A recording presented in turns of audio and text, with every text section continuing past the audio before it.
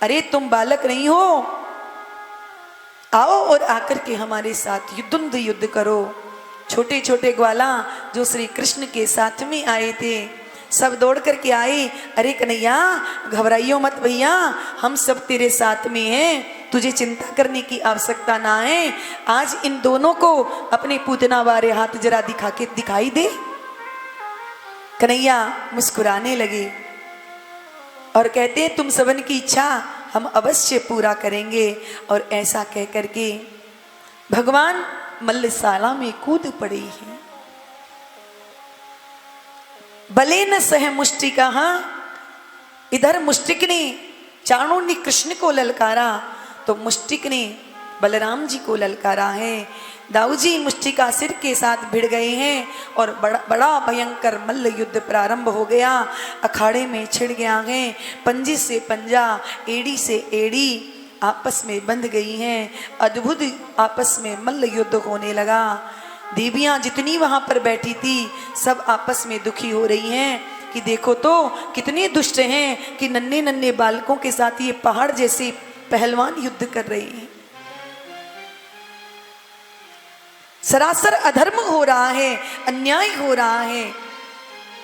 कुछ देवियां तो वहां से उठ करके भाग गई कि हमें ऐसा युद्ध नहीं देखना, पर कुछ लोग बैठी, कुछ स्त्रियां बैठी रह गई कि हो सकता है भाई हारते हारते भी कोई जीत जाए। क्रिकेट का जब मैच होता है ना तो कुछ लोग जब हारने लगती है कोई टीम तो कुछ लोग उठ करके भाग जाते हैं कि अब हार जाएगी, पर कुछ लोग धैर्य बना करके बैठे रहते हैं कि न जाने अंतिम बॉल पर छक्का लग जाए और हारते हारते भी टीम जीत जाए। तो कुछ स्त्रियां वहां से पलायन कर गई और कुछ धैर्य धर आकर के वहां पर बैठी रही। सुखदेव बाबा कहते हैं परीक्षित इतना भयंकर युद्ध हुआ, भगवान ने न किसी अस्त्र का प्रयोग किया न शस्त्र का प्रयोग किया। एक मुष्टिक का प्रहार मुष्टिकासुर पर किया तो वो तो वहीं पर ढेर हो गया। बलराम जी महाराज ने चाणूर को मुष्टिक को उठा करके जैसे ही पटका तो वो भी ठिकाने लग गया। सल तो सल दौड़ते दौड़ते आए, भगवान ने उन्हें भी उठा करके पटक दिया और जैसे ही मारा है सुखदेव जी महाराज कहते हैं लड़ते लड़ते जब बहुत देर हो गई, सिंहासन पर बैठा बैठा कंस बड़बड़ाने लगा है, क्रोध में भर गया है। चाणूर को इशारा करता है अरे मूर्ख, घंटा भर हो गया इनके साथ युद्ध कर रहे हो, इन्हें मारते क्यों नहीं हो। परंतु पूरी ताकत लगा करके भगवान ने जैसे ही उसकी छाती पर एक मुक्का रखा, सुखदेव बाबा कहते हैं परीक्षित एक मुक्का भी वह मुष्टिकासुर सहन नहीं कर पाया और ढेर हो गया। भगवान अविचल खड़े रहे, मुस्कुराते हुए रहे। सुखदेव जी महाराज कहते हैं परीक्षित सारे सैनिक उसके मारे गए, भगवान ने एक छलांग लगाई और कंस के बगल में जाकर के खड़े हो गए। जैसे ही कंस को ने श्री कृष्ण को अपने पास में देखा तो जोर जोर से चिल्लाने लगा अरे चाणूर, अरे मुष्टिक, बंदी बना लो इस कृष्ण को, आज मैं इसे नहीं छोड़ूंगा, अपने बाप उग्रसेन को नहीं छोड़ूंगा, इनके बाप वसुदेव को नहीं छोड़ूंगा। भगवान मुस्कुराने लगे कि लग गया ये तो ठिकाने, क्योंकि अपने आप ही बड़बड़ाने लगा है, इसका तो काम तमाम हो गया। और भगवान ने एक झटका मारा, मुकुट पृथ्वी पर गिर पड़ा। भगवान ने एक हाथ से कंस के केस पकड़ करके उसे सिंहासन से खींच करके नीचे पृथ्वी पर गिरा दिया है।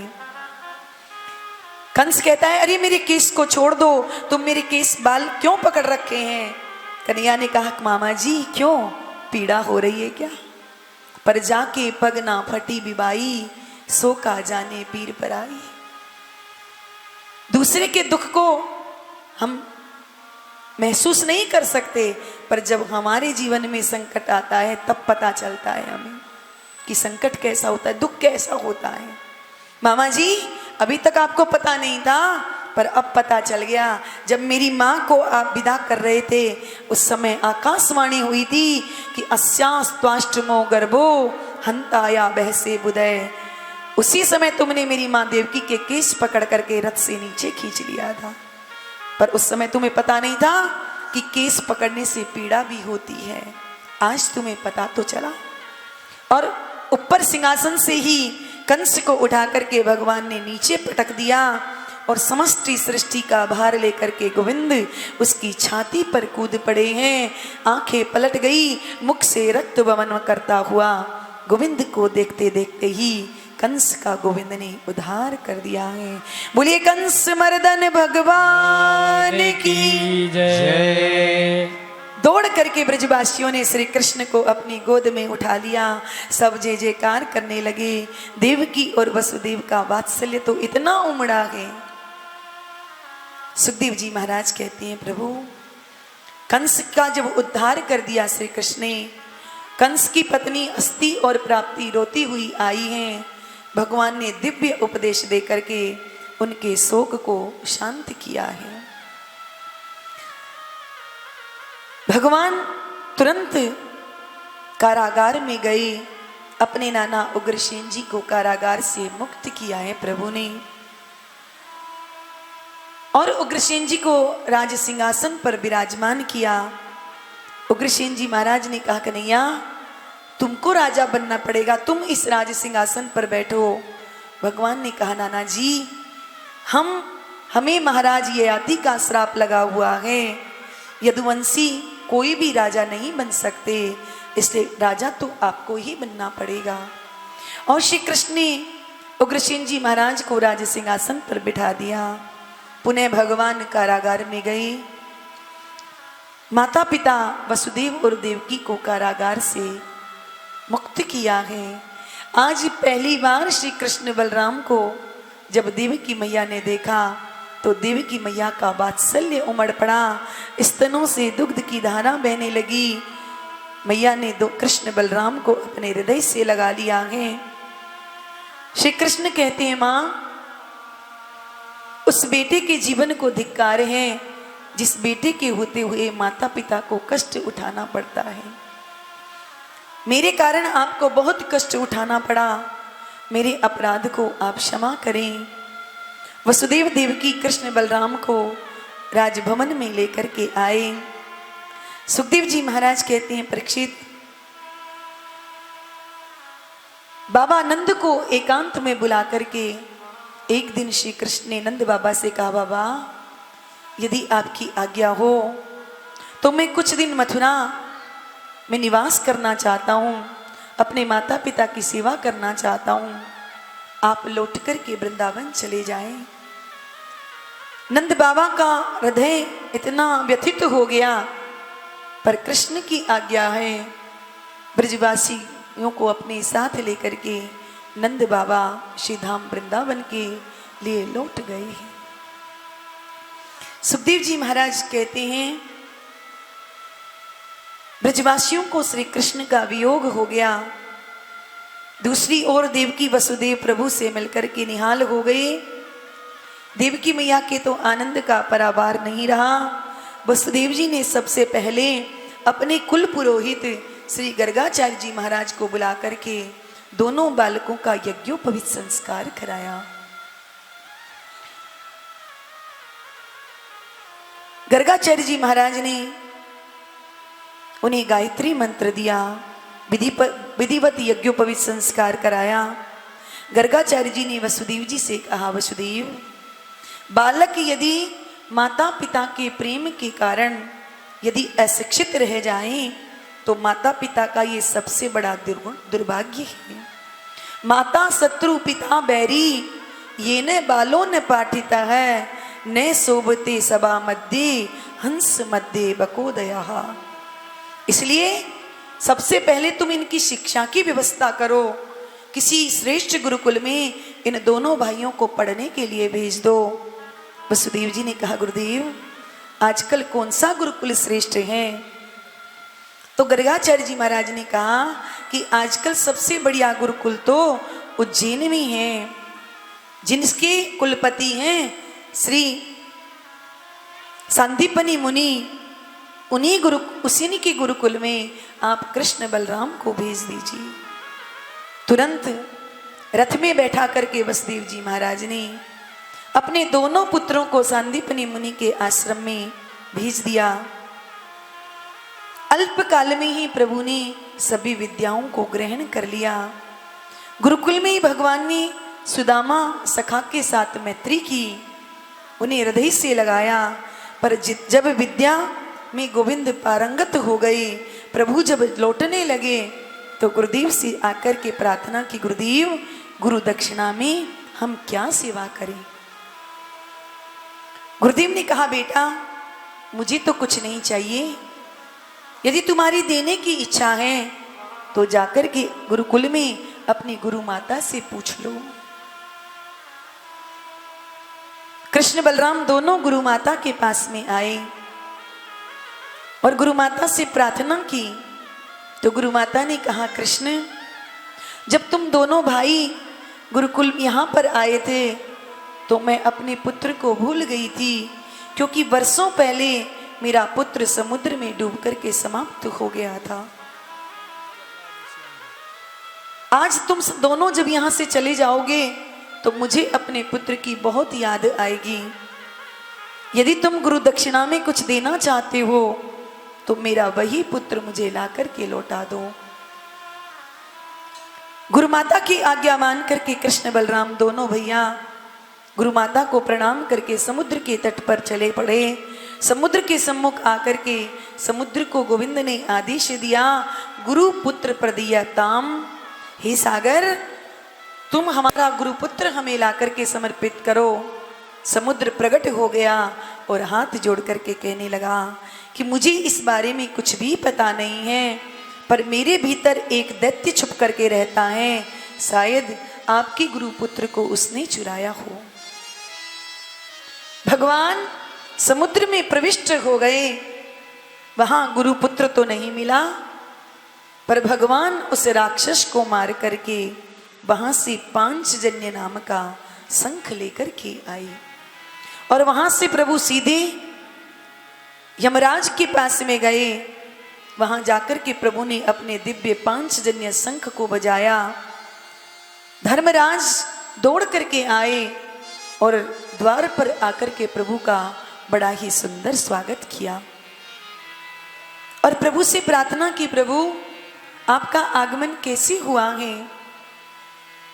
तो कृष्ण बलराम ने कहा, धर्मराज हमारा गुरुपुत्र यहाँ पर आया है, उसे लाकर के हमें समर्पित करो। धर्मराज ने कहा, प्रभु यहाँ जो भी आता है अपने कर्म बंधन से बंध करके आता है, उसके कर्मों का मैं क्या करूं। तो भगवान ने कहा कि जब हमारी आज्ञा है तो उसे उसके सभी कर्म बंधनों से मुक्त कर दो, तुरंत लेकर के आओ।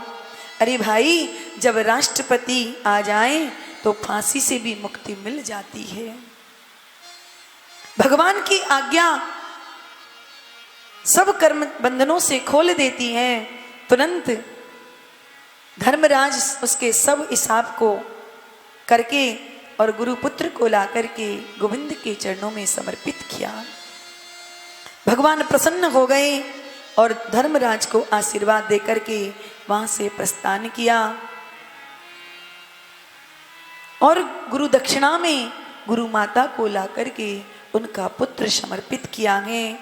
गुरु माता मन में प्रसन्न हो गई, कृष्ण और बलराम को अनंत आशीर्वाद प्रदान किया है। सुखदेव जी महाराज कहते हैं, भगवान मथुरा लौट करके आए, पूरे 14 वर्ष तक श्री कृष्ण मथुरा में रहे, परंतु गोपियों और ब्रजवासियों को जो परसों आने का वचन दे करके आए थे, वर्षों में भी श्री कृष्ण ने पूरा नहीं किया। तो यहां एक प्रश्न उठता है कि आखिर गोविंद ब्रज में क्यों नहीं गए।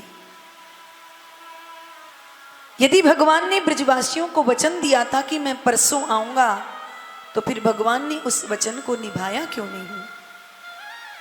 और किसी कारणवश यदि स्वयं न जा सके तो ब्रजवासियों को अपने पास बुला लेते, 2-4 दिन रख करके मिल करके उन्हें भेज देते।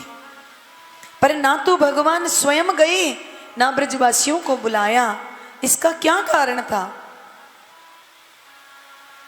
तो संत कहते हैं कि भगवान इसलिए नहीं गए क्योंकि कंस को जब मार दिया था श्री कृष्ण ने, तो कंस का जो ससुर है जरासंध भगवान से शत्रुता रखने लगा। और शत्रु हमेशा यही सोचता है कि अपने शत्रु का कैसे अहित किया जाए। यदि भगवान श्री कृष्ण वृंदावन जाते रहते ब्रजवासियों से मिलने के लिए, तो जरासंध मन में विचार करता कि यदि मैं कृष्ण का अहित नहीं कर सकता तो कृष्ण जिनसे प्रेम करते हैं ब्रजवासियों से, मैं उनका अहित कर देता हूं और उन्हें मार डालता हूं तो श्री कृष्ण अपने आप दुखी हो जाएगा। इसलिए भगवान वृंदावन नहीं गए। तो भगवान वहां नहीं गए तो भगवान ब्रजवासियों को मथुरा तो बुला सकते थे। फिर भगवान ने उन ब्रजवासियों को मथुरा क्यों नहीं बुलाया? तो कारण ये है कि मथुरा के जो लोग हैं, मथुरावासी, उन्होंने सदा भगवान के ऐश्वर्य का दर्शन किया है। भगवान श्री कृष्ण को राजेश्वरेश्वर मानते हैं मथुरावासी,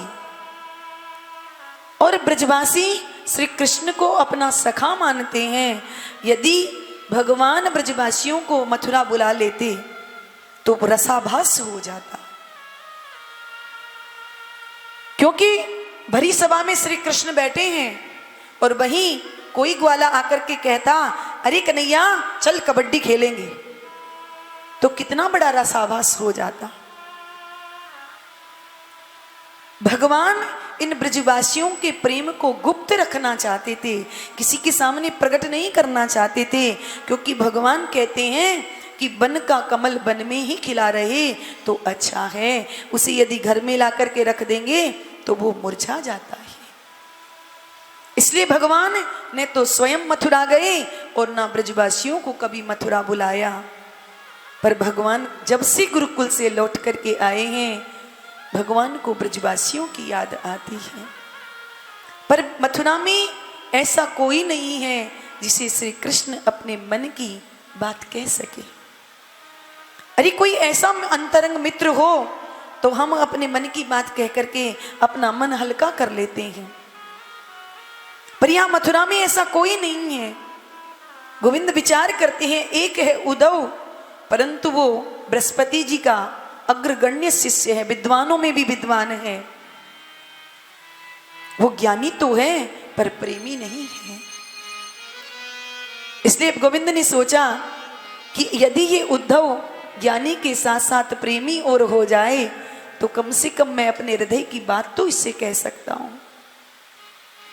आज भगवान ने उद्धव जी महाराज को अपने पास में बुलाया और उद्धव से श्री कृष्ण ने कहा, उद्धव मेरी इच्छा है कि तुम एक बार वृंदावन चले जाओ, मेरे ब्रजवासियों से, मैया यशोदा और बाबा से मिलकर के आओ, क्योंकि मैंने उन ब्रजवासियों से कहा था कि मैं परसों आ जाऊंगा। आज बरसों बीत गए पर मैं गया नहीं। न जाने मेरे ब्रजवासी मेरे वियोग में जीवित भी होंगे कि नहीं होंगे, क्योंकि उन ब्रजवासियों का सर्वस्व मैं हूं। मेरे अलावा ब्रजवासी किसी को नहीं जानते, किसी को नहीं पहचानते हैं। उद्धव जी ने कहा, अरे कन्हैया तुम मुझे भेज रहे हो उन ग्वार ग्वालियों के पास में, मैं क्या समझाऊंगा उन्हें? अरे जब मैं वेदांत की भाषा में उन्हें उपदेश करूंगा तो वो ग्वारी क्या समझेंगे मेरी भाषा को? गोविंद मन में मन मुस्कुरा रहे हैं कि उन ब्रजवासियों को ये उद्धव गंवार ग्वाले कह रहा है, जिन ब्रजवासियों ने इस परब्रह्म को अपनी उंगली पर नचा दिया, अभी भी ये उद्धव उन्हें ग्वारी ही समझता है।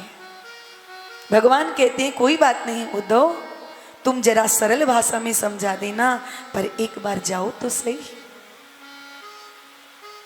उद्धव जी ने मन में सोचा, श्री कृष्ण की आज्ञा है तो मुझे जाना तो पड़ेगा।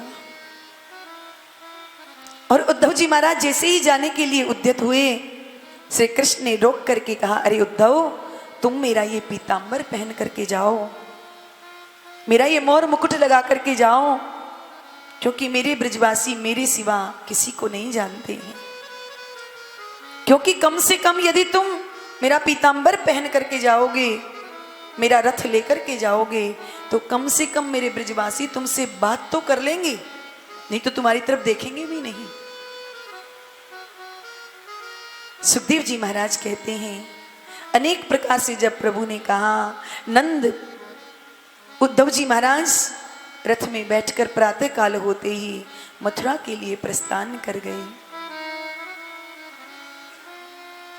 जैसे उद्धव जी महाराज का रथ बाबा के दरवाजे पर नंद भवन के बाहर आया है, सुखदेव जी महाराज कहते हैं, परीक्षित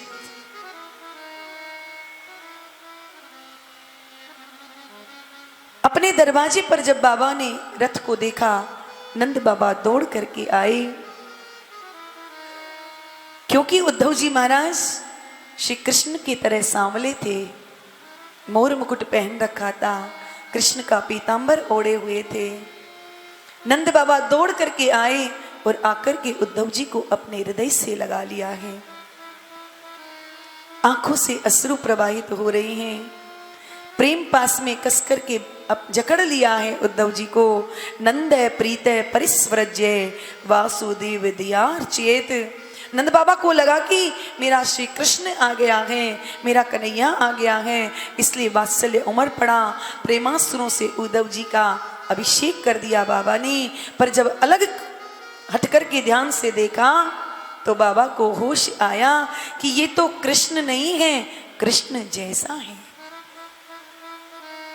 तब उद्धव जी महाराज ने बाबा को प्रणाम किया, बाबा मैं तुम्हारे लाडले कृष्ण का मित्र उद्धव हूं, मेरा प्रणाम स्वीकार करो।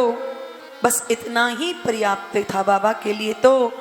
अरे भाई, अपना बेटा परदेश गया हुआ हो और वो किसी कारणवश नहीं आ पाए और उसका कोई मित्र ही उसका समाचार लेकर के आए, संदेश लेकर के आए, तो वो मित्र भी अपने पुत्र की तरह ही लगने लगता है। भगवान पिता वसुदेव नंद बाबा वसुदेव जी को अपने भवन में लेकर के आए, सुंदर सुंदर उद्धव जी को भोजन कराया, एकांत कक्ष में ले जाकर के विश्राम किया। जब विश्राम करके थकान उतर गई, तब नंद और यशोदा उद्धव जी के पास आकर के बैठ गए हैं, विविध प्रकार से कुशलता के प्रश्न कर रहे हैं। पर अब देखिए, अब अपने लाडले कृष्ण का बरसों के बाद कोई सखा आया है। नंद बाबा पूछना बहुत कुछ चाहते हैं और बड़ी शीघ्रता से पूछना चाहते हैं, पर एक शिष्टाचार है कि घर में कोई अतिथि आए तो उससे आते ही पहले प्रश्नों की झड़ी मत लगा दो, पहले उसे भोजन कराओ, उसकी विश्राम का प्रबंध करो। जब विश्राम प्राप्त करके बैठे तब अपने मन की बात उससे कहो, ये मर्यादा है। नंद बाबा कन्हैया के एक एक पल के बारे में जानना चाहते हैं, उत्सुक हैं, परंतु पहले व्यवहार का निर्वाह कर रहे हैं। और फिर जब इधर उधर के सारे प्रश्न बाबा ने कर लिए, तब बाबा ने सीधा सीधा प्रश्न किया, अरे उद्धव, यदुवंशी सब आनंद से तो हैं, क्योंकि सबका कलंक था कंस। कंस मर गया, लोग कहते हैं कि मेरे कृष्ण ने कंस को मार दिया, पर भैया उद्धव, मैं तो यही कहूंगा कि उसे किसी ने नहीं मारा, अपने उसके पापों ने उसे मार दिया है, वह अपने पापों से ही मर गया है। क्योंकि साधु नाम धर्मशीला नाम यदु नाम द्वेष्टि सदा। 2400 घंटे साधु संतों और धर्मशीलों से द्वेष रखता था, उसी पाप से कंस अपने आप मारा गया, उसे किसी ने नहीं मारा।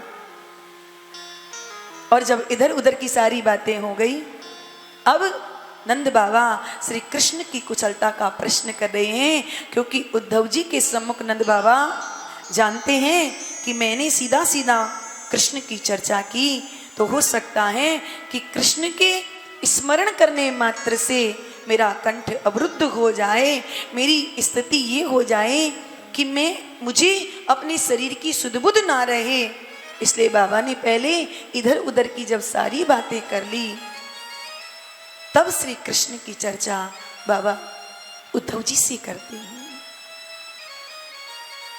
प्रिय उद्धव, अब बताओ, हमारा कृष्ण मथुरा में आनंद से तो है ना? वैसे तो ये प्रश्न करना ही अनुचित है, क्योंकि अब मथुरा के महलों में श्री कृष्ण को कौन सा कष्ट हो सकता है?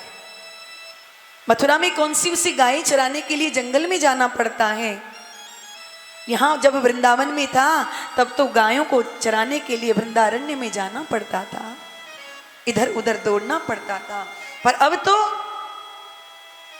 राजाधिराज बनकर के बैठा हुआ है, खूब ठाठ से रहता है, परंतु उन दिव्य भवनों में, उन दिव्य प्रासादों में कभी श्री कृष्ण को हमारी याद आती है उद्धव? कभी यमुना पुलिन की याद आती है, कभी अपनी मैया यशोदा की याद आती है, कभी श्री कृष्ण को अपनी गायों की याद आती है क्या? क्योंकि श्री कृष्ण की लीला सुनने मात्र से बाबा का वात्सल्य उमड़ पड़ता है, हृदय द्रवित हो जाता है, आंखों से प्रेमाश्रु बरसने लग जाते हैं। और नंद बाबा और यशोदा मैया की वात्सल्य की स्थिति को देख करके उद्धव जी से कुछ कहते नहीं बन रहा है। उद्धव जी का जो ज्ञान था वो इस ब्रज के प्रेम को देख करके बहने लगा। उद्धव जी समझ नहीं पा रहे हैं कि मैं इन्हें क्या उपदेश करूं, क्या कहूं, क्योंकि मैं जानता हूं कि ये जितने भी शास्त्र हैं, जितने भी प्रवचन हैं, उन सब का केवल एक ही उपदेश है, गोविंद में हमारा मन लग जाए, गोविंद के चरणों में हमारी प्रीति हो जाए। परंतु ये दोनों दंपति तो भगवान के प्रेम में ऐसे डूबे हुए हैं, अब मैं इन्हें कौन सा उपदेश करूं, कौन सा ज्ञान इन्हें दूं? यदि मैं ये कहूं कि नहीं नहीं अपने श्री कृष्ण को भूल जाओ, तो ये बड़ा विपरीत हो जाएगा, उल्टा हो जाएगा। सारी दुनिया परमात्मा में मन लगाने को लिए कहती है, उपदेश देती है, तो मैं इन्हें कैसे कह सकता हूं कि तुम अपने मन को कृष्ण से हटा दो?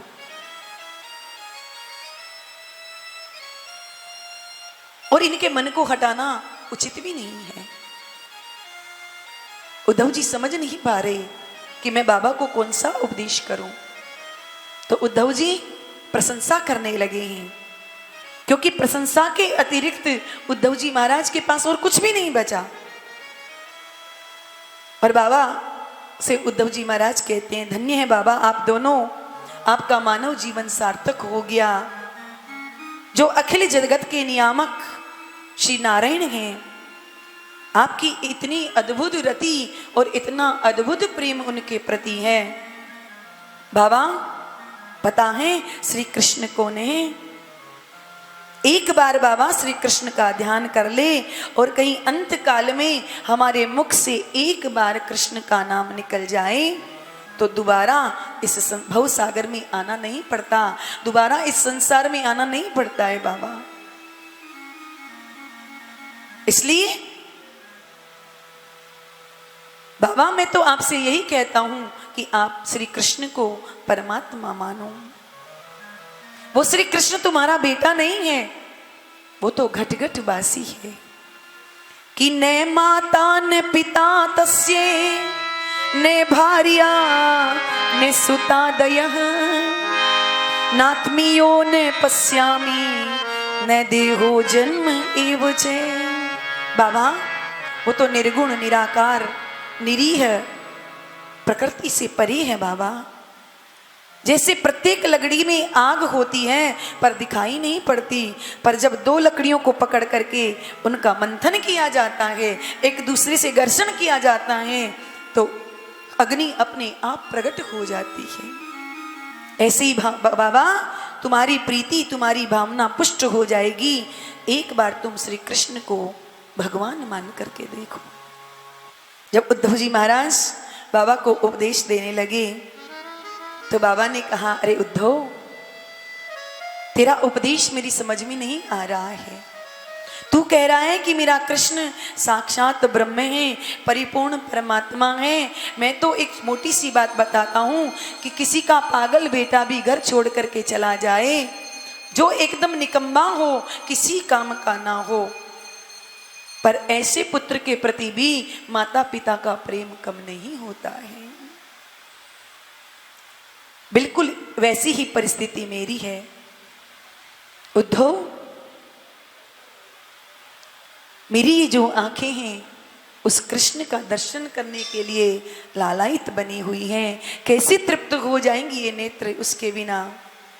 और बाबा कहते हैं उद्धव से, अखियां हरि दर्शन की प्यासी, किया हरि दर्शन की प्यासी, अखियां हरि दर्शन की प्यासी, किया हरि दर्शन की प्यासी। देखो चेत कमल नैनन को, देखो चहत कमल नैनन को, निश दिन रहते उदासी, निश दिन रहते उदासी। अखियां हरि दर्शन की प्यासी, किया हरि दर्शन की प्यासी।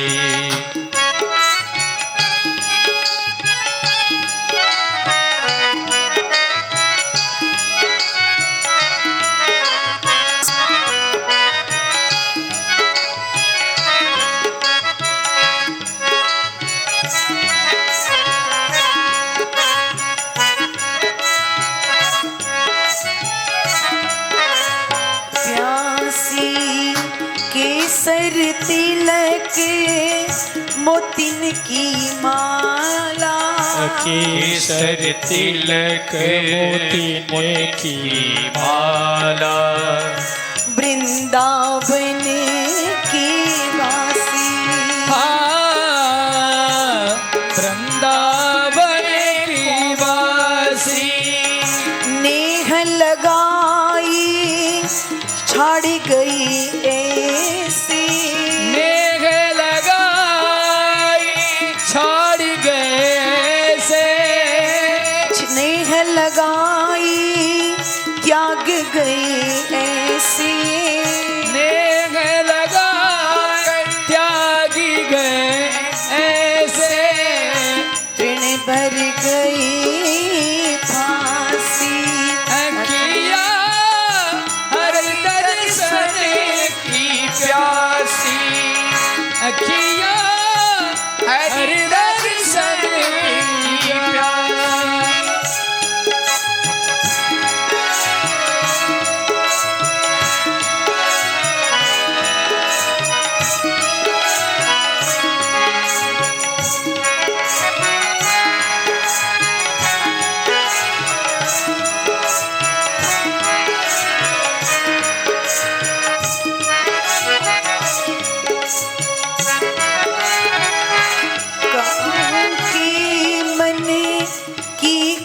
जाने काहू की मन की गति जाने, प्रभु तुम मेरे दर्श को लई हो करे बटकासी।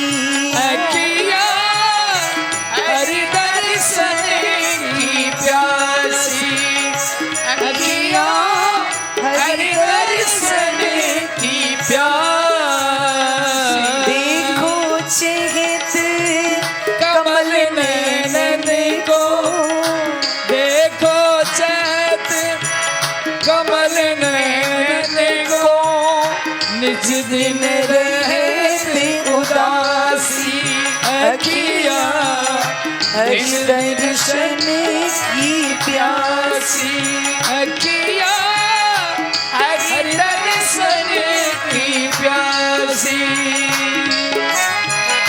हरि दर्शन हरि दर्शन हरि दर्शन की प्यास। सारी रात उद्धव जी नंद बाबा के साथ चर्चा करते करते यूं ही बीत गई। किसी को रात्रि में नींद नहीं आई। प्रातःकाल स्नान करने के लिए उद्धव जी यमुना जी की ओर चल दिए। सब प्रातःकाल गोपियों की दृष्टि उद्धव जी के रथ पर पड़ी। सब गृह कार्य छोड़ करके दौड़ पड़ी अरि से कि देखो नंद भवन के दरवाजे पर ये रथ खड़ा है। मैं पहचान गई ये वही रथ है जिसमें बैठ करके हमारे कृष्ण बलराम मथुरा गए थे। तो ये रथ का यहाँ कैसे खड़ा है? लगता है कि मथुरा से कोई आया है। देखते देखते सब गोपियों ने उस रथ को चारों ओर से घेर लिया। घोड़े भी वही लगते हैं, रथ भी वही है। अक्रूर फिर से आ गया क्या? तो एक गोपी कहती है सखी अब अक्रूर यहाँ ब्रज में क्या करने के लिए आएगा? एक गोपी ने व्यंग किया और कहती है हमारे कृष्ण को तो वो पहले ही लेकर के चला गया। हमारे श्री कृष्ण ने उनके मालिक कंस को मार दिया। लगता है अपने मालिक का पिंड दान करने के लिए अब वह हमें लेने के लिए आया है। अक्रूरम आगतम किंवा। आपस में गोपियां रथ को चारों ओर से घेर करके ये चर्चा करी रही थी कि तब तक उद्धव जी महाराज वहां पर आ गए। उद्धव जी की सांवली सूरत देखी, पीतांबर और मुकुट देखा। कोयम अच्युत वेशभूषण है। अरे ये तो बिल्कुल हमारे गोविंद की तरह लग रहा है। वेशभूषा तो बिल्कुल वैसी है। दौड़ करके गोपियों ने उद्धव जी को चारों ओर से घेर लिया, पर पहचान गई यह हमारे प्यारे के भेजे हुआ कोई सखा है। ये पीतांबर जो है ना इसे हम पहचानती हैं, बिल्कुल परिचित है। ये हमारे प्यारे का पीतांबर है जो हम सदा हमारे नेत्रों में नाचता रहता है। इसे पहचान लिया। शायद इसीलिए श्री कृष्ण ने अपने पीतांबर को इसे उड़ा करके भेजा है ताकि हम तुमसे पहचान सकें। कि जानित्मस्त्वां यदुपते पार्षदं समुपागतः भर्त्रेः प्रेषितः पित्रोर भवान प्रिय चिकित्सया। हम जान गई कि तुम हमारे प्यारे यदुपति के भेजे हुए पार्षद हो। अब जरा गोपियां व्यंग कर रही हैं उद्धव जी को, हमारे प्यारे के भेजे हुए हो या ब्रजनाथ के भेजे हुए हो या गिरधारी के भेजे हुए हो। ऐसा नहीं कहा कि यदुपति, क्योंकि अब तो यदुवंशियों में उसके लिए यहाँ रखा ही क्या है? उन यदुवंशियों के मालिक ने हमारे पास तुम्हें भेजा है क्या? अरे भाई शायद लगता है कि माता पिता की याद आ गई होगी इसलिए तुम्हें भेज दिया। क्योंकि बड़े बड़े संतों को भी अपने माता पिता का प्रेम त्यागना कठिन होता है। स्नेहानुबंधो बंधु नाम सुनेरपि सुदुस्त्यज है। बड़े बड़े मुनियों के लिए भी माता पिता का प्रेम त्यागना बहुत कठिन होता है। अन्यथा ब्रज में उस कृष्ण के लिए रखा ही क्या था, स्मरणीय क्या था? माता पिता की बहुत याद आ गई होगी, जर्जरित उनकी अवस्था हो रही है। यही बहुत कम है कि कम से कम उसे अपने माता पिता की याद तो आई। अन्यथा उसने तो इस ब्रज को त्याग दिया। सखी जैसे जंगल में आग लग जाने पर जानवर जंगल को त्याग करके चले जाते हैं। दूसरी गोपी कहती है ठीक कहा बहन तुमने, ऐसे ही छोड़ा है जैसे पुष्प का पराग लेकर के भंवरा पुष्प को त्याग करके चला जाता है। एक कहती है जैसे धनहीन पुरुष को गणिका त्याग करके चली जाती है। एक कहती है जैसे ब्राह्मण दक्षिणा लेकर के यजमान को आशीर्वाद देकर के चला जाता है। एक बोली जैसे अतिथि भोजन करके घर छोड़ करके चला जाता है। अनेक दृष्टांतों की झड़ी लगा दी गोपियों ने। इतने में एक भंवरा गुनगुनाता हुआ आया, किशोरी जी के चरणों की ओर बढ़ा। किशोरी जी के चरणों पे लाल लाग पराग चमक रहा था। भंवरे को लगा कि ये पुष्प का पराग है, सो कमल दल की भांति किशोर जी के चरणों पर जाकर के वह भंवरा बैठ गया। गोपियों को लगा कि ये श्री हमारे प्यारे का भेजा हुआ कोई दूत है, कोई सेवक है, और गोपियां उस भंवरे से ही बात करने लगी हैं कि मधुप की तब बंधो माँ स्पृशांग्री सपत्न्या, कुछ लुलित माला कुंकुम अश्रुभिर्ने। भो मधुप की तब बंधो, अरे भंवरे तू उसी कपटी कृष्ण का मित्र है ना, उसी का साथी है, क्योंकि तेरे लक्षण बता रहे हैं कि तुझे उसी कपटी कृष्ण ने हमारे पास भेजा है। क्या लक्षण है मेरे कृष्ण के? तो गोपियां कहती हैं कि मथुरा की सुंदरियों का कुछ कुमकुम तुम्हारी मूंछों पर लगा हुआ है। उसी से हम समझ गई, क्योंकि हमारे प्यारे ने उन गोपियों का अंग संग किया होगा, तो उनका जो कुछ कुमकुम था हमारे प्यारे की माला पर लग गया, और ये भंवरा उन्हीं की इस माला पर बैठा होगा, तो वो कुछ कुमकुम इसकी मूंछों पर लग गया है। इसलिए हमें प्रतीत हो रहा है कि ये भी उस कपटी का ही मित्र है। सुखदेव जी महाराज कहते हैं, अरे क्या बिगाड़ा था बेचारे बाली ने, जो छल करके उसे धनुष मार करके मार दिया। क्या बेचारा था बेचारी सूपन खाने, अरे वेश बदल करके विवाहित तो करने के लिए आई थी, पर बेचारी के नाक कान काट करके उसे नकटी बना करके भगा दिया।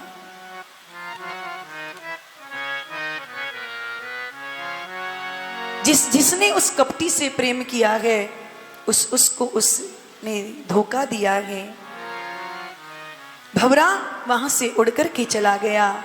एक गोपी कहती है, जब से आया था तब से तुम उसे खरी खोटी सुना रही थी, अब वो जाकर के हमारे कृष्ण से हमारी शिकायत कर देगा।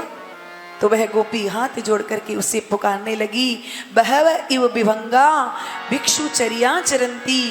बार बार हाथ जोड़ करके उसे पुकारने लगी। भंवरा दौड़ करके वापस आ गया, किशोर जी की चरणों में बैठ गया। गोपियां निवेदन करने लगी, अरे भंवरा तू हमारे प्यारे से जाकर के कुछ मत कहना, क्योंकि उसकी याद ही हमारे जीवन का आधार है। भले ही श्री कृष्ण हमसे जीवन में कभी ना मिले, उसकी याद में हम अपना जीवन बिता देंगी, पर सिवा श्री कृष्ण के हम किसी और से प्रेम नहीं करेंगे।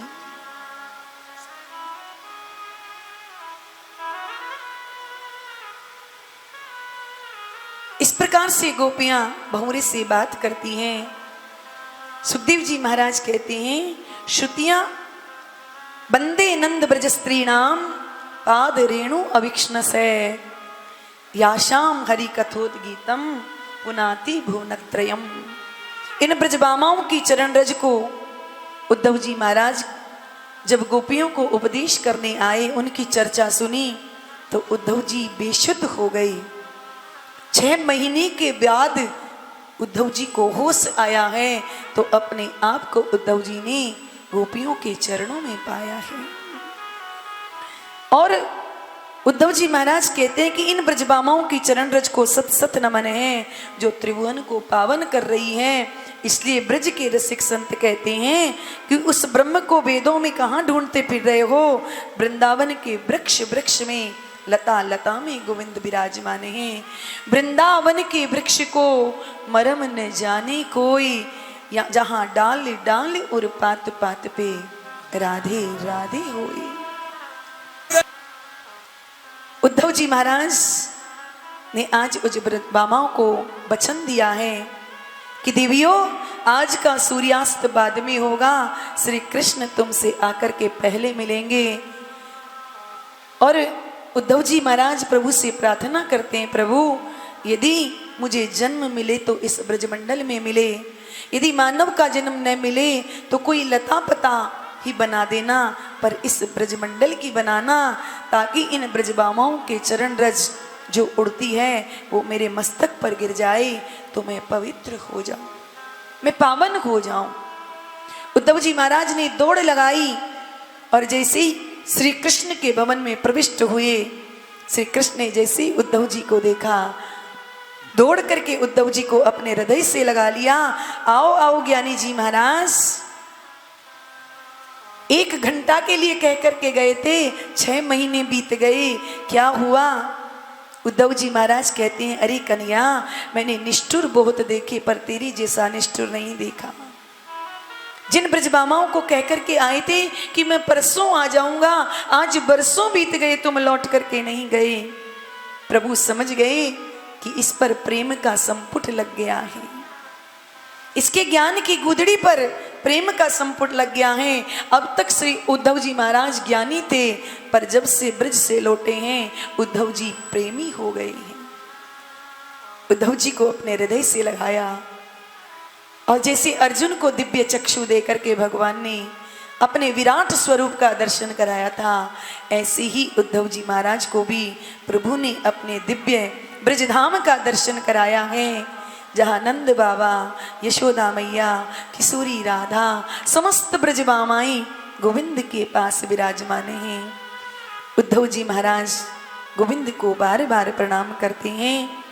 पुनः प्रभु ने उसे अदृश्य कर दिया, उद्धव जी को अपने हृदय से लगा लिया। सुखदेव जी महाराज कहते हैं, इस प्रकार से प्रभु ने उद्धव जी महाराज को ब्रज गोपियों के माध्यम से वृंदावन भेज करके उनके ज्ञान पर प्रेम का संपुट लगाया। और अब ऐसे प्रेमी सखा उद्धव को साथ लेकर के भगवान कुब्जा के यहाँ पर पधारे, उसका मनोरथ पूर्ण किया। और एक दिन उद्धव जी को लेकर के भगवान श्री अक्रूर जी के यहाँ पर पधारे और इसी के साथ 10वें स्कंद के पूर्वार्ध को विराम देते हैं। बोलिए भक्त वत्सल भगवान की जय। श्री सुखदेव जी महाराज उत्तरार्ध में प्रवेश करते हैं और परीक्षित जी महाराज प्रभु के द्वारा कंस का उद्धार के पश्चात जब कंस की पत्नियां अस्थि और प्राप्ति रोती हुई जरासंध अपने पिता के पास गई, अपने वैधव्य का कारण भगवान श्री कृष्ण को बताया, तो जरासंध ने कुपित होकर के 23 अक्षौहिणी सेना लेकर के 17 बार मथुरा पर आक्रमण किया। अपार सेना समुदाय लेकर के मथुरा पर आए हैं, परंतु जरासंध को श्री कृष्ण ने जीवित छोड़ दिया और समस्त सेना का प्रभु ने श्रृंगार किया। 18वीं बार जरासंध ने 11,000 ब्राह्मणों को अनुष्ठान पर बैठा दिया और ब्राह्मणों से कहा कि इस बार यदि श्री कृष्ण ने मुझे पराजित कर दिया तो तुम सबको सूली पर चढ़ा दूंगा, और यदि मैंने श्री कृष्ण को पराजित कर दिया तो तुम सबको इतना ही संपत्ति दूंगा कि आने वाली 7 पीढ़ियों तक वो समाप्त नहीं होगी, तुम्हें जीवन में कभी किसी से मांगने की आवश्यकता नहीं पड़ेगी। ब्राह्मण सब भगवान से प्रार्थना करने लगे, प्रभु इस दुष्ट से हमारी रक्षा करो। इधर श्री नारद जी महाराज म्लेच्छों के राजा काल यवन के पास में गए, उसे जाकर के भड़का दिया तो काल यवन ने मथुरा पर आक्रमण किया। भगवान श्री कृष्ण ने जब काल यवन को देखा तो मथुरा से दौड़ लगाई और भागते भागते मथुरा से बाहर भगवान श्री कृष्ण एक गुफा में प्रविष्ट हो गए, जहाँ महाराज सूर्यवंशी महाराज मुचकुंद सोए हुए थे। भगवान ने अपना पीतांबर महाराज मुचकुंद को उड़ा दिया और स्वयं गुफा के भीतर जाकर के छुप गए। काल यवन ने जब गुफा में प्रवेश हुआ, उसने जब महाराज मुचकुंद को देखा तो कृष्ण समझ करके अपने चरण का प्रहार किया।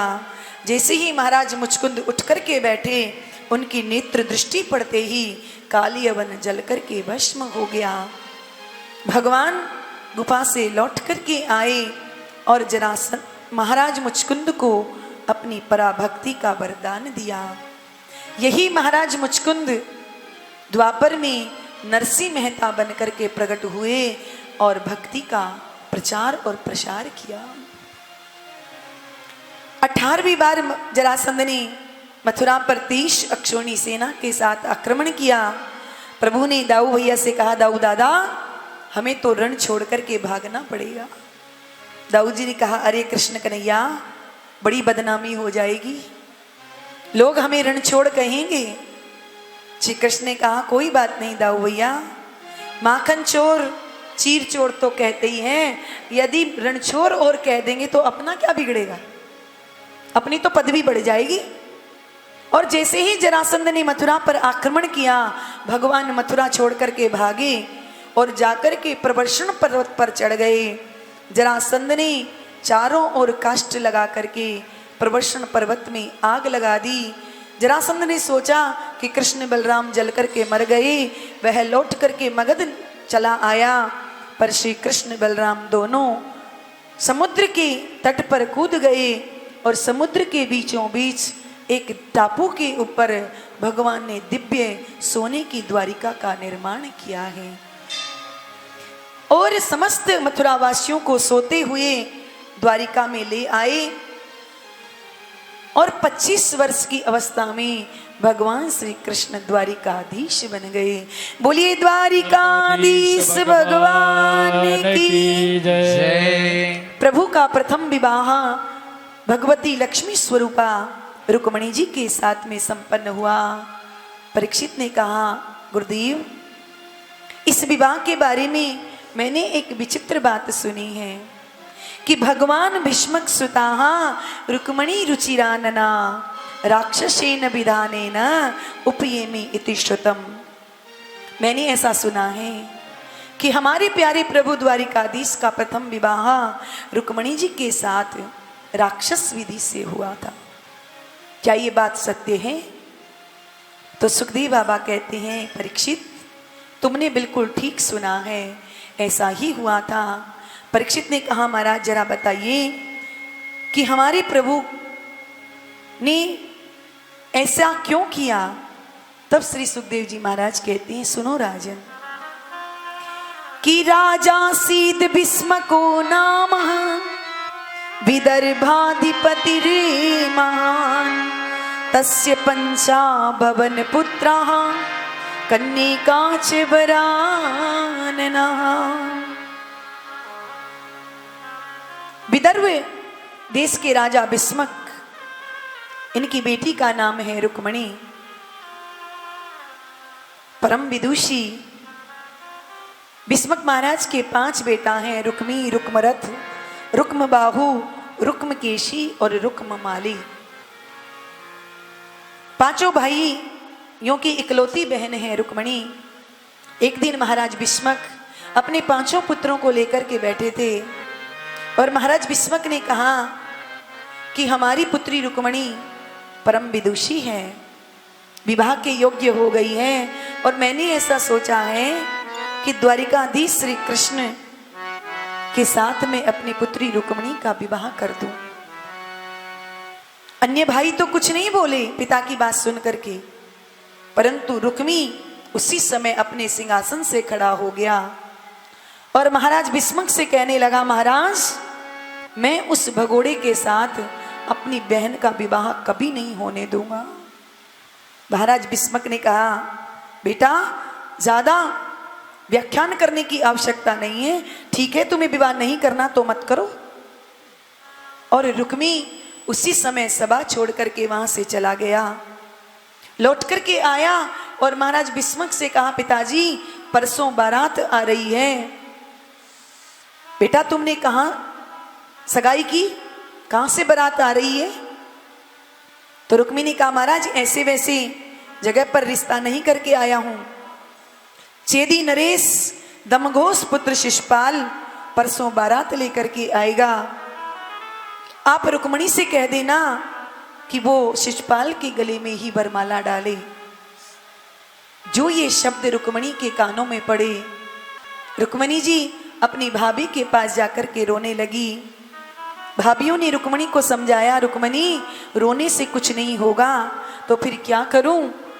भाभियों ने कहा कि कोई पत्र लिख करके द्वारिकाधीश को भेज दो, तभी कोई उपाय हो सकता है। और रुक्मणी जी ने उसी समय एक 7 श्लोकों का पत्र लिखा है।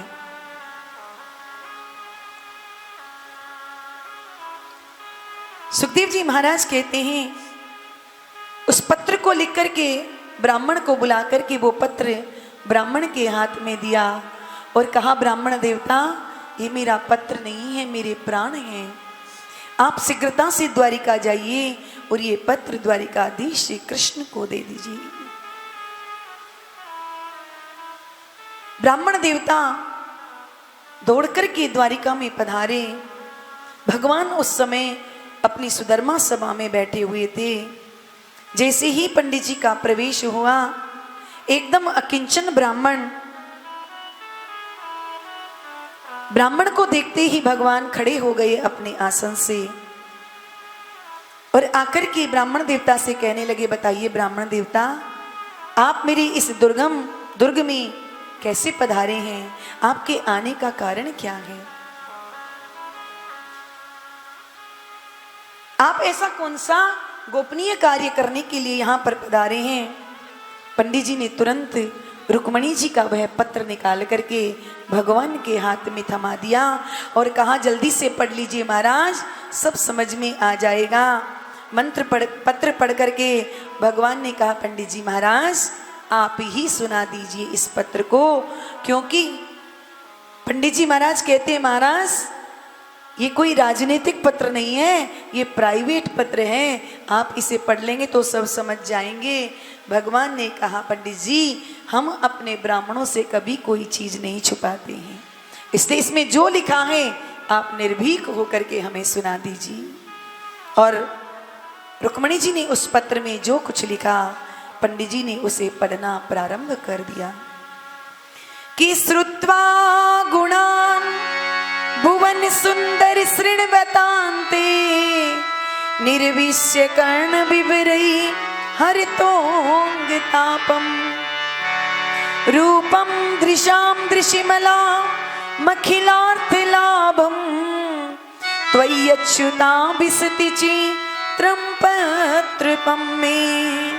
रुक्मणी जी संबोधन कर रही हैं, हे अच्युत, हे भुवन सुंदर, आपकी महिमा मैंने केवल संतों से सुनी है, मैंने आज से पहले आपको अपनी आंखों से कभी नहीं देखा है, परंतु आपकी प्रसन्नता सुनते सुनते आपका चित्र मेरे हृदय में अंकित हो गया है। मैंने अपने हृदय में एक काल्पनिक चित्र बना लिया है। मेरे कान तो सुन सुन करके तृप्त हो रहे हैं, पर मेरे नेत्र आपके दर्शन के लिए तरस रहे हैं। हे प्रभु, मेरे नेत्रों को यह परम लाभ कब प्राप्त होगा, कब आपके दर्शन मिलेंगे? आप सोच रहे होंगे कि ये कौन देवी है जो मुझे पत्र लिख रही है।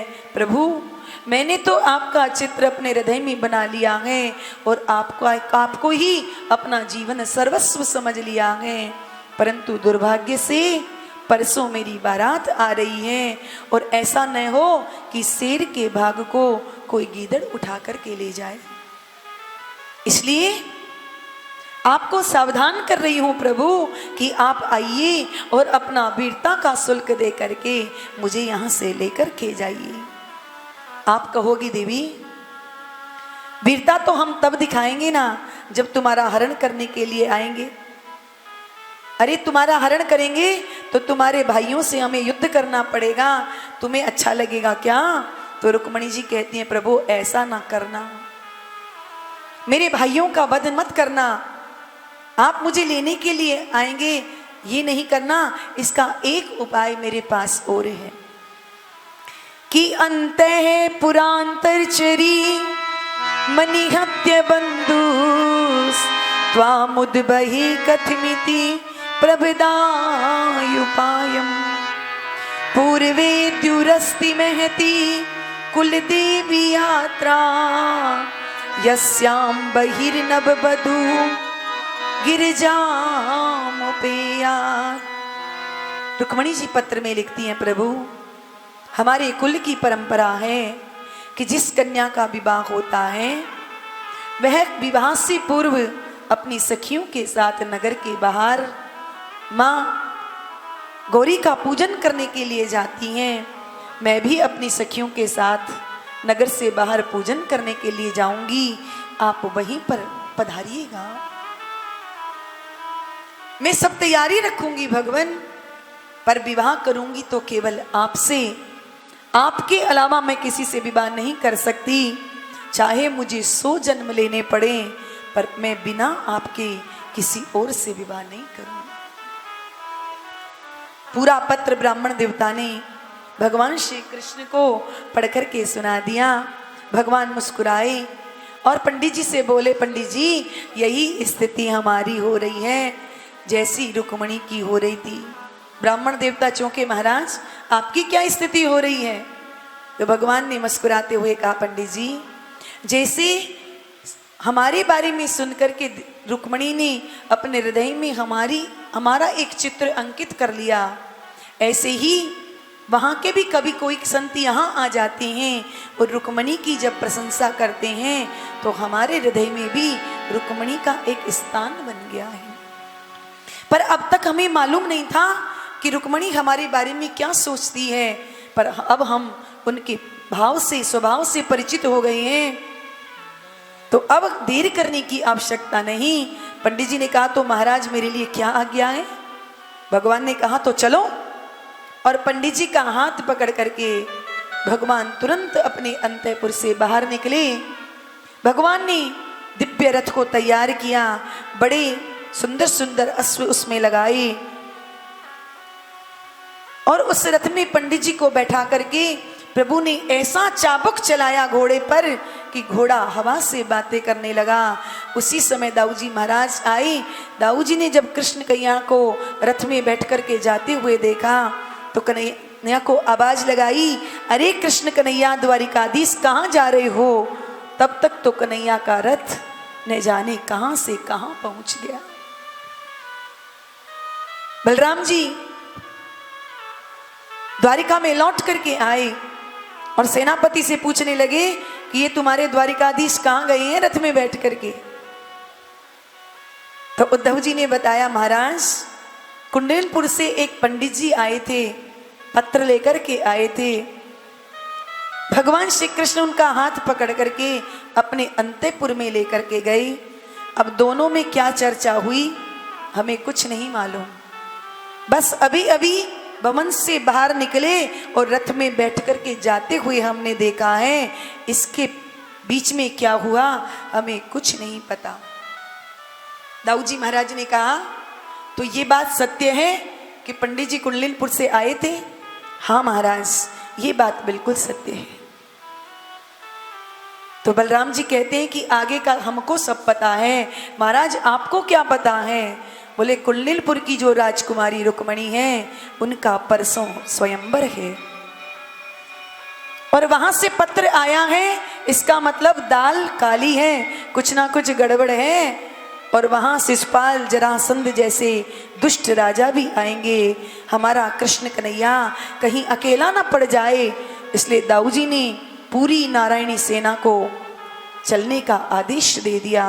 तुरंत नारायणी सेना तैयार होकर के आ गई और दाऊ जी महाराज पूरी नारायणी सेना को लेकर के कृष्ण के पीछे पीछे द्वारिका कुंडलपुर के लिए प्रस्थान कर गई।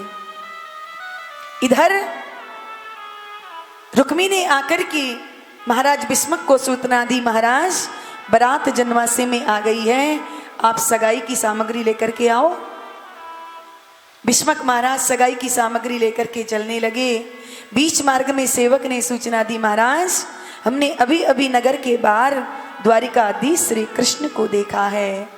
जो भीष्मक महाराज ने सुना तो भीष्मक महाराज विचार करने लगे कि हमें पहले द्वारिकाधीश श्री कृष्ण से मिलना चाहिए। और भीष्मक महाराज नगर से बाहर श्री कृष्ण से मिलने के लिए आए और इस प्रकार से श्री कृष्ण से मिल रहे हैं कि जो सेवक सगाई का सामान लेकर के आए थे उन्होंने समझा कि श्री कृष्ण ही दूल्हा सरकार हैं और जो सगाई का सामान था, जो सगाई चढ़नी थी शिशुपाल के, वो चढ़ गई गोपाल के। वो सारी भेंट द्वारिकाधीश श्री कृष्ण को कर दी। भीष्मक महाराज ने देखा तो सोचने लगे कि सब गड़बड़ हो रहा है, पर अब क्या हो, सगाई तो चढ़ चुकी थी। सब कुंडलपुरवासी जब द्वारिकाधीश का दर्शन करते हैं तो सबकी एक ही इच्छा है, सब भगवान से यही प्रार्थना कर रहे हैं, हे प्रभु हमारी बिटिया रुक्मणी को श्री कृष्ण ही पति रूप में प्राप्त हो जाए।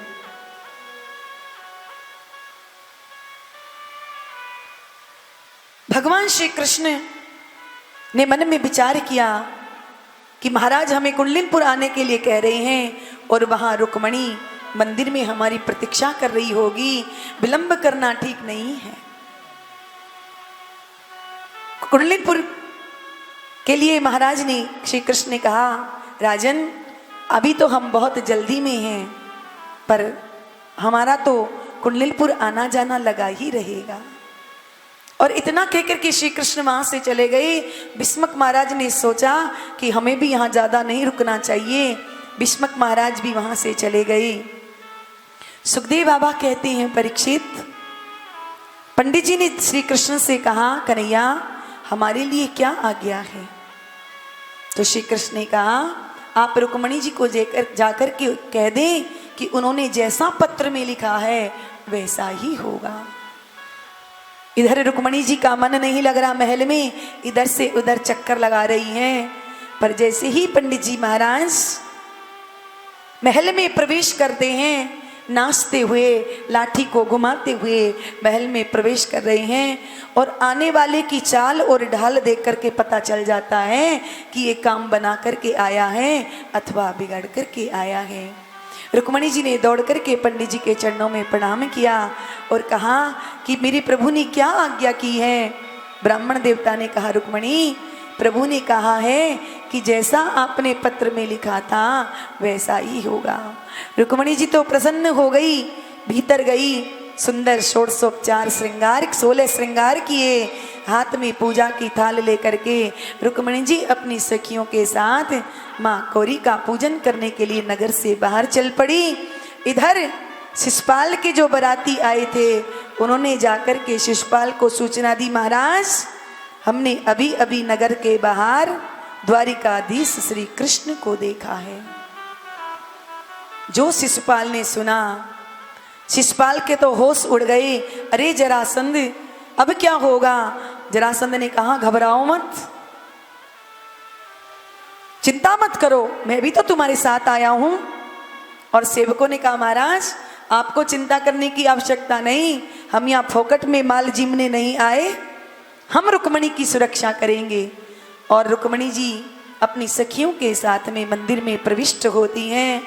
माँ गौरी का रुक्मणी जी ने पूजन किया है और प्रार्थना करने लगी, नमस्ते त्वाम्बिके वीक्षणम स्वे संतान युताम शिवाम भूयान पतिर्मे भगवान कृष्णस्तदनुमोदताम। हे मातेश्वरी, द्वारिकाधीश श्री कृष्ण मुझे पति रूप में प्राप्त हो जाएं, ऐसा आशीर्वाद कर दो। देवी मैया प्रसन्न हो गई और रुक्मणी जी को आशीर्वाद दिया है। मैनू जाही राचियूं मिलही सोबर सहज सुंदर सांभरो। मन जाहि राचहि मिलहि शोबर सहज सुंदर सांभरो। मैनू जाही राचियूं मिलही सोबरू सहज सुंदर सांभरो।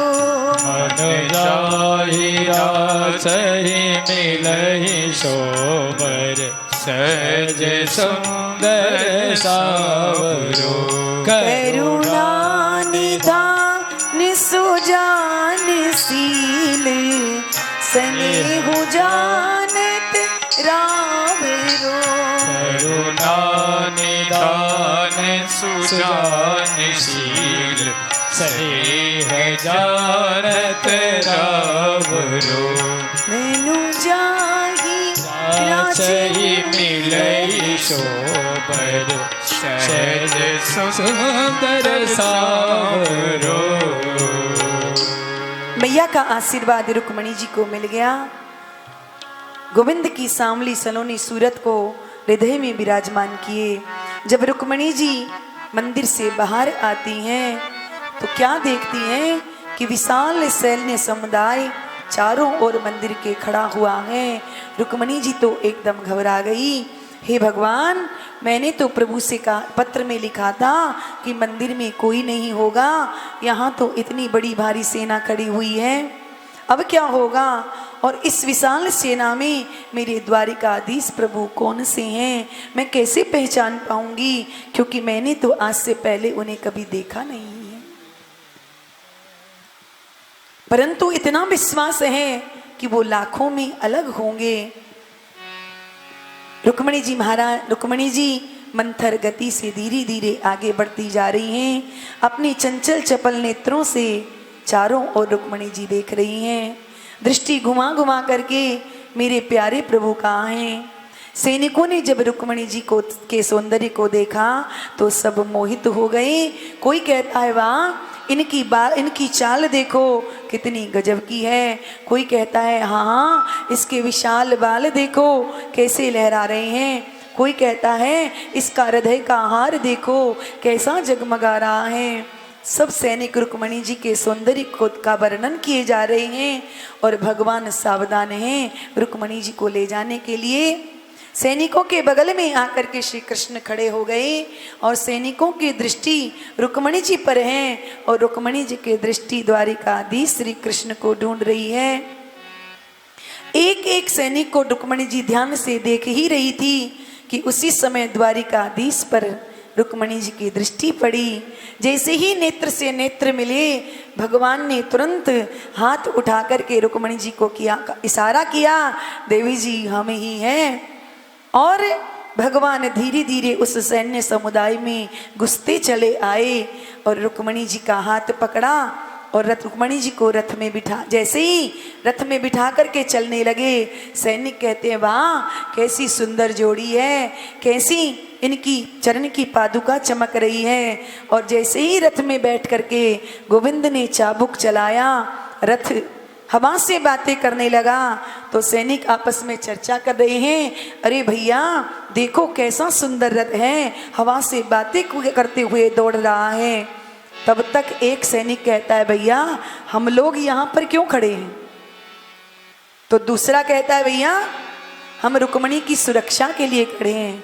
तो तीसरा कहता है तो फिर रुक्मणी जी कहाँ है? तो चौथा कहता है रुक्मणी जी मंदिर में पूजा कर रही हैं। पर रुक्मणी जी के साथ जो सखियां आई थी वो सब ठहाका लगा करके हंसने लगी। अरे तुम सब लोग भांग खा करके तो नहीं आए? रुक्मणी जी तो बो गई। और जैसे ही सैनिकों ने सुना, अब तो सैनिक चिल्लाने लगे, अरे ले गयो ले गयो। पर आज हम इस भगोड़े को छोड़ने वाले नहीं हैं। आज अरे डर लगता है तो उस मूसल वाले का, और आज वो मूसल वाला इसके साथ है नहीं, आज हम इसे जीवित जाने नहीं देंगे। और जैसे ही श्री कृष्ण का पीछा किया, भगवान ने तुरंत अपना रथ घुमा लिया। और जैसे ही रथ घुमाया कि पीछे से आवाज आई है, द्वारिकाधीश भगवान की जय। जो सैनिकों ने पीछे घूम करके देखा तो दाऊजी महाराज पूरी नारायणी सेना लेकर के खड़े हुए हैं। सैनिकों के तो होश उड़ गए, अरे ऐन मौके पर ये मुसल वाला कहां से आ गया। दाऊजी को श्री कृष्ण और रुक्मणी ने रथ से उतर करके प्रणाम किया। दाऊजी ने कहा कन्हैया बहुरानी लेकर के घर चलो, वहीं इकट्ठा आशीर्वाद मिलेगा। और दाऊजी ने उन सैनिकों को मार मार करके वहां से भगा दिया। सब रोते रोते शिषपाल के पास में आए हैं और शिषपाल से आकर के कहा, महाराज आपकी दुल्हन भाग गई। किसके साथ? बोले द्वारिकाधीश श्री कृष्ण के साथ। अब तो शिषपाल रोने लगा, अरे मैं तो बैंड बाजे के साथ पालकी में बैठ करके आया था, अब बिना बहू के जाऊंगा तो मेरी भाभियां मेरी बड़ी हंसी उड़ाएंगी। तो जरासंध जो उसका मित्र था समझाने लगा, अरे भैया रोने से कुछ नहीं होगा, मैं भी इस कृष्ण से 17 बार हार चुका हूं, पर फिर भी हार नहीं मानी। 18वीं बार ब्राह्मणों को पूजा पर बिठा करके तब से मैंने इसे ऐसा भगा रहा हूं कि तब से भागता ही नजर आ रहा है। तब तो शिषपाल की सांस में सांस आई कि अरे यहाँ तो हमसे भी बड़े बड़े बेशरम बैठे हैं। तो हमें मरने की क्या आवश्यकता है। और जो डोली लाया था दुल्हन को बिठाने कर ले जाने के लिए, उसी डोली में मुंह छुपा करके शिशुपाल अपने घर को लौट गया। भगवान रुक्मणी जी को लेकर के द्वारिका में आए और बड़ी धूमधाम से रुक्मणी जी के साथ प्रभु ने विवाह किया। सब द्वारिका में मंगल गीत गाए जाने लगे, तोरण पताका सजाने लगे और सब सखियां मिलकर के रुक्मणी जी का श्रृंगार कर रही हैं। ऐसो बर को क्यों बड़ू जो जन्मे और मर जाए, बरबरे गोपाल को जस चुड़ लो अमर होए जाए, जसो चुड़ लो अमर होए जाए। आओ मेरी सखियों मुझे मेहंदी लगा दो, आओ मेरी सखियों मुझे मेहंदी लगा दो, मेहंदी लगा दो मुझे ऐसी सजा दो, मेहंदी लगा दो मुझे ऐसी सजा दो, मुझे श्याम सुंदर की दुल्हन बना दो, मुझे श्याम सुंदर की दुल्हन बना दो, मुझे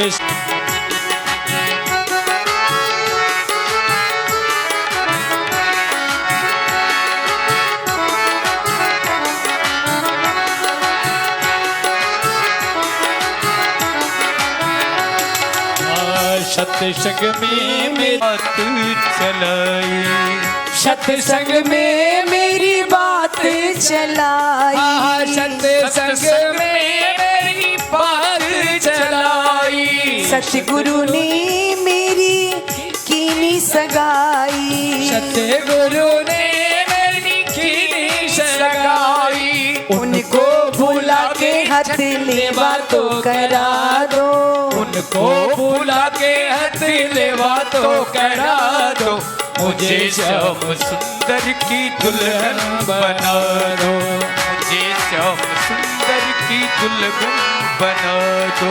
आओ मेरी सखियों मुझे मेहंदी लगा दो, आओ मेरी सखियों मुझे मेहंदी लगा दो, मेहंदी लगा दो मुझे ऐसी सजा दो, मेहंदी लगा दो मुझे ऐसी सजा दो, मुझे श्याम सुंदर की दुल्हन बना दो, मुझे श्याम सुंदर की दुल्हन बना दो। ऐसी पहनो चूड़ी जो कबहू न टूटे, ऐसी पहनो चूड़ी जो कबहू न टूटे, ऐसी पहनो चूड़ी जो कबहू न टूटे, ऐसी पहनो चूड़ी जो ऐसी पहनो चूड़ी जो कबहू न टूटे, ऐसा बरू दुल्हा जो कबहू न छूटे, ऐसा बरू दुल्हा जो कबहू न छूटे। आज मेरी मोतियन से मांग सजा दो, आज मेरी मोतियों से मांग सजा दो, मुझे श्याम सुंदर की दुल्हन बना दो, मुझे श्याम सुंदर की दुल्हन बना दो। आओ मेरी सखियों मुझे मेहंदी लगा दो, आओ मेरी सखियों मुझे मेहंदी लगा दो, मेहंदी लगा दो मुझे ऐसी सजा दो, मेहंदी लगा दो मुझे ऐसी सजा दो, मुझे श्याम सुंदर की दुल्हन बना दो, मुझे श्याम सुंदर की दुल्हन बना दो।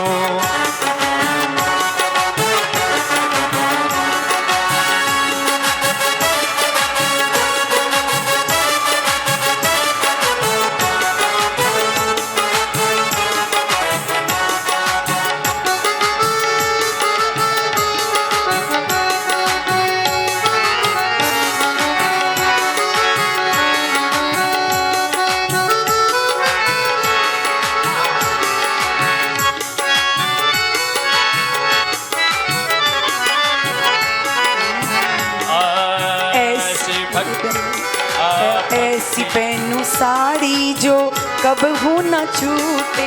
ऐसी पहनो साड़ी जो कबहू न टूटे।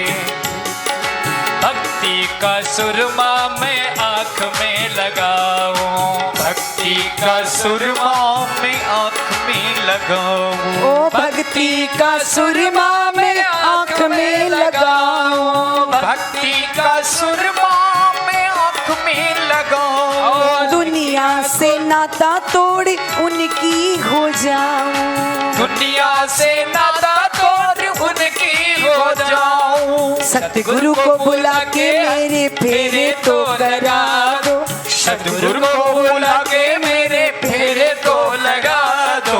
मुझे श्याम सुंदर की दुल्हन बना दो, मुझे श्याम सुंदर की दुल्हन बना दो। आओ मेरी सखियों मुझे मेहंदी लगा दो, आओ मेरी सखियों मुझे मेहंदी लगा दो।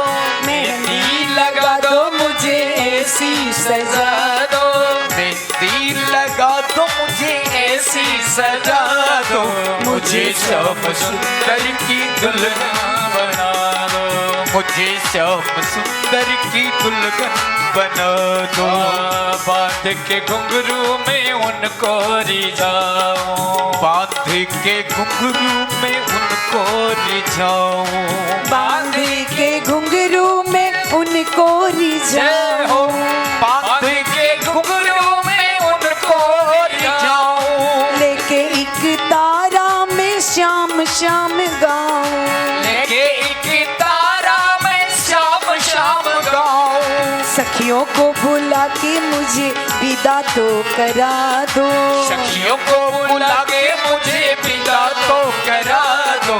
मुझे श्याम सुंदर की दुल्हन बना दो, मुझे श्याम सुंदर की दुल्हन बना दो। आओ मेरी सखियों मुझे ऐसी सजा दो, आओ मेरी सखियों मुझे मेहंदी लगा दो, मेहंदी लगा दो मुझे ऐसी सजा दो। मेहंदी लगा दो मुझे ऐसी सजा दो। मुझे श्याम सुंदर की दुल्हन बना दो, मुझे श्याम सुंदर की दुल्हन बना दो, मुझे श्याम सुंदर की दुल्हन बना दो। बोले श्याम सुंदर भगवान की जय जय। आरती कन्हैया तेरी आरती, सारा संसार करेगा हाथ जोड़ के। सिर पर सोना मुकुट विराजे, सिर पर सोना मुकुट विराजे। गल पे जंती माला साजे, गल पे जंती माला साजे। और फूलन को हार करेंगे हाथ जोड़ के। श्यामा तेरी आरती कन्हैया तेरी आरती, सारा संसार करेगा हाथ जोड़ के। ब्रह्मादिक तेरो यश गावे, ब्रह्मादिक तेरो यश गावे। नारद शारद ध्यान लगावे, और करे जय जयकार करेंगे हाथ जोड़ के। श्यामा तेरी आरती कन्हैया तेरी आरती, सारा संसार करेगा हाथ जोड़ के। मैं हूँ दीन दुखिया भारी, मैं हूँ दीन दुखिया भारी। आया हूँ प्रभु शरण तिहारी, आया हूँ प्रभु शरण तिहारी। रखियो लाज हमार, करेंगे हाथ जोड़ के। श्यामा तेरी आरती कन्हैया तेरी आरती, सारा संसार करेगा हाथ जोड़ के प्रेम सहित जो आरती गावे, प्रेम सहित जो आरती गावे, राधा माधव के पद पावे, राधा माधव के पद पावे, बाड़े सुयस अपार करेंगे हाथ जोड़ के, श्यामा तेरी आरती कन्हैया तेरी आरती, सारा संसार करेगा हाथ जोड़। जय गुरुदेव दया निधि दीनन हितकारी, स्वामी दीनन हितकारी, जय जय मोह विनाशक, जय जय मोह विनाशक, भव भंजन कारी, जय देव गुरु देवा, विष्णु सदा शिव गुरु मूर्ति धारी, स्वामी गुरु मूर्त धारी, वेद पुराण बखानत, वेद पुराण बखान, गुरु महिमा भाई, जय देव गुरु देवा, तीरथ संयम दान विविध दीना, स्वामी दान विविध दीना, गुरु बिन ज्ञान न होवे, गुरु बिन ज्ञान न होवे, कोटि जतन कीना, जय देव गुरु देवा, मोहन दीजल जीव बहे सारे, स्वामी जीव बहे सारे, नाम जहाज बिठा कर, नाम जहाज बिठा कर, गुरु पल में तारे, जय देव गुरु देवा, क्रोध मद मत्सर चोर पड़े भारी, स्वामी चोर पड़े भारी, ज्ञान खड़क दे कर में, ज्ञान खड़क दे कर में, गुरु सब संहारी, जय देव गुरु देवा, पंथ जगत में निज निज गुण गावे, स्वामी निज निज गुण गावे, सबका सार बता कर, सबका सार बता कर, गुरु मार्ग लावे, जय देव गुरु देवा, चरणामृत निर्मल सब पातक हरी, स्वामी सब पातक हरी, वचन सुनत तमना से, वचन सुनत तमना से, सब संशय हरी, जय देव गुरु देवा, मन धन सब हर बन गुरु चरणन की जय, स्वामी गुरु चरणन की जय, ब्रह्मानंद दया कर, शर्म गुरुदेव दया कर, अपनों कर लीजिए, जय देव गुरु देवा, गुरुदेव दया निधि दीन हितकारी, स्वामी दीन हितकारी, जय जय मोह विनाशक, जय जय मोह विनाशक, ओ भंजन हरि, जय देव गुरु देवा। हरि ओम जलेन शीतलीकर्ण पुष्पै देवाभिवंदन मंत्र पुष्पांजलि। हरि ओम द्यौः शान्तिरन्तरिक्षं शान्तिः पृथिवी शान्तिरावः शान्तिरोषधयः शान्तिः वनस्पतयः शान्तिर्विश्वे देवाः शान्तिब्रह्म शान्तिः सर्वगुं शान्तिः शान्तिरेव शान्तिः श्यामा शान्तिरेधिः। हरि ओम जजनेन जजनमय जन्द देवास्तानि धर्माणि प्रथमान्यासन्न तेहनाकं महिमानः सजन्द्रद्रपूर्वे साध्याः सन्ति देवाः।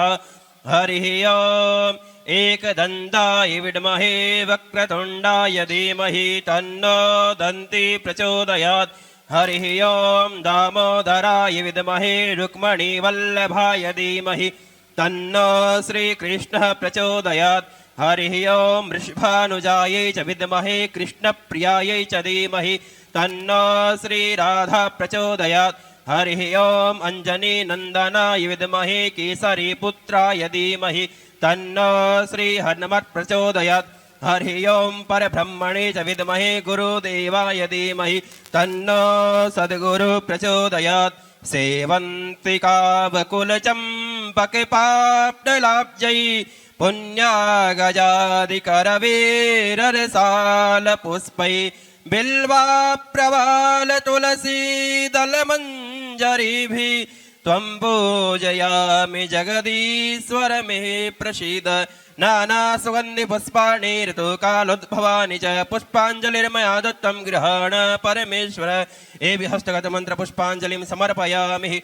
बोले श्रीमद्भागवत महापुराण की जय, श्री सीताराम जी भगवान की जय, श्री राधा गोविंद भगवान की जय, श्री हनुमान जी महाराज की जय, श्री सद्गुरुदेव भगवान की जय।